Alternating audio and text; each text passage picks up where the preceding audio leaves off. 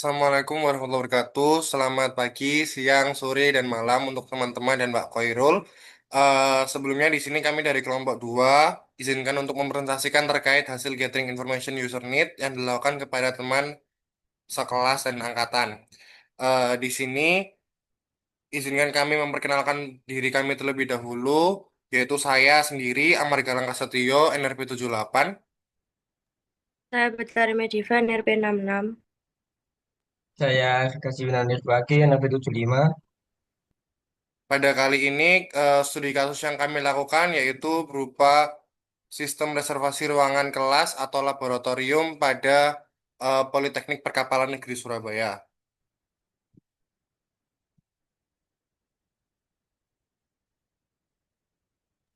Lalu untuk metode yang kami lakukan adalah yang pertama wawancara, lalu observasi dan juga kuesioner.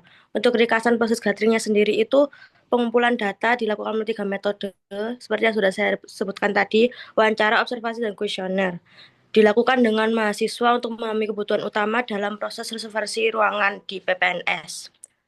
Dilakukan pada kegiatan peminjaman ruangan, mulai dari proses pengajuan, pencatatan manual, hingga penggunaan ruangan. Selanjutnya, kuesioner disebarkan kepada mahasiswa sebagai pengguna potensial untuk memperoleh data kuantitatif terkait tingkat kepuasan terhadap sistem yang ada. Hasil dari ketiga metode ini memberikan gambaran menyeluruh mengenai kebutuhan mahasiswa, kelemahan sistem lama, serta spesifikasi yang harus ada pada sistem informasi reservasi ruang kelas atau laboratorium yang akan dikembangkan. Eh, Baik, ya berikutnya ada hasil kebutuhan user. Yang pertama ada kebutuhan fungsional yang terdiri dari sistem menyediakan fitur login untuk mahasiswa, dosen, dan admin. Yang kedua, pengguna dapat mencari ruang berdasarkan hari, jam, kapasitas, dan jenis ruang. Yang ketiga, tersedia fitur pemesanan online dengan konfirmasi ketersediaan ruang secara real time. Yang keempat, admin dapat menambahkan, mengubah, dan menghapus data ruang, jadwal, dan peminjaman. Yang kelima, riwayat peminjaman dapat diakses oleh pengguna maupun admin untuk keperluan monitoring. Yang keenam, sistem memberikan notifikasi terkait status reservasi, disetujui, ditolak, atau menunggu. Yang kedua, ada non-fungsional. Untuk distribusi non-fungsionalnya sendiri ada antarmuka sistem harus mudah dipahami dan responsif di berbagai perangkat.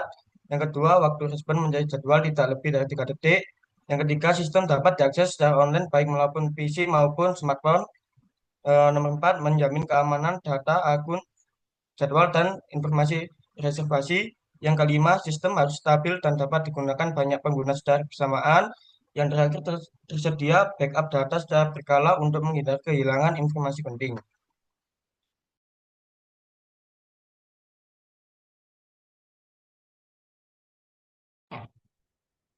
Lalu selanjutnya yaitu di sini ada user story. Jadi user story di sini itu kita menjadikan sebagai ada 5 poin. Yang pertama yaitu sebagai mahasiswa saya ingin melihat jadwal ketersediaan ruang sehingga saya dapat merencanakan kelas pengganti tanpa bentrok dengan jadwal kuliah kelas lain.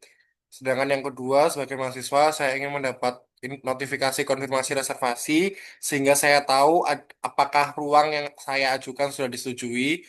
Lalu yang ketiga yaitu saya sebagai mahasiswa ingin memesan ruang kelas atau laboratorium secara online sehingga saya tidak perlu mengurus peminjaman secara manual ke Badan Administrasi Mahasiswa atau BAK. Yang keempat yaitu sebagai mahasiswa saya ingin sistem dapat diakses melalui smartphone sehingga saya bisa melakukan reservasi kapan saja dan di mana saja.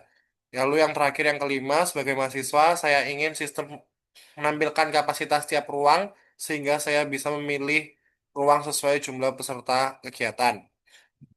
Dan di sini yang terakhir yaitu untuk kesimpulan dari proses gathering kami, jadi berdasarkan hasil pengumpulan data dari mahasiswa terkait sistem reservasi ruang kelas atau laboratorium, diperlukan sebuah sistem yaitu yang praktis, cepat, dan mudah diakses. Yang nantinya itu juga mencakup seperti ketersediaan ruang, terus pemesanan atau booking kelasnya itu bisa dilakukan secara online, terus beberapa informasi-informasi yang terkait ruang kelas atau laboratorium kelas atau laboratorium tersebut. Sedangkan dari sisi fungsional, mahasiswa berharap kalau untuk sistem ini tuh dapat dilakukan dengan user friendly dan responsif di perangkat mobile, aman, serta dapat diakses kapan saja. Dengan diadakannya sistem ini, eh, diharapkan proses peminjaman ruang akan lebih efisien, transparan, dan mendukung kegiatan akademik mahasiswa secara optimal. Dan di sini kami membuat seperti lampiran yang berupa UI UX atau gambaran terkait maksud dari sistem yang diinginkan dan juga yang kami rencanakan sebagai bentuk inovasi yaitu seperti dibuatnya website yang digunakan sistem reservasi ruang atau laboratorium yang dimana fitur-fiturnya itu terdapat seperti gambar terlampir.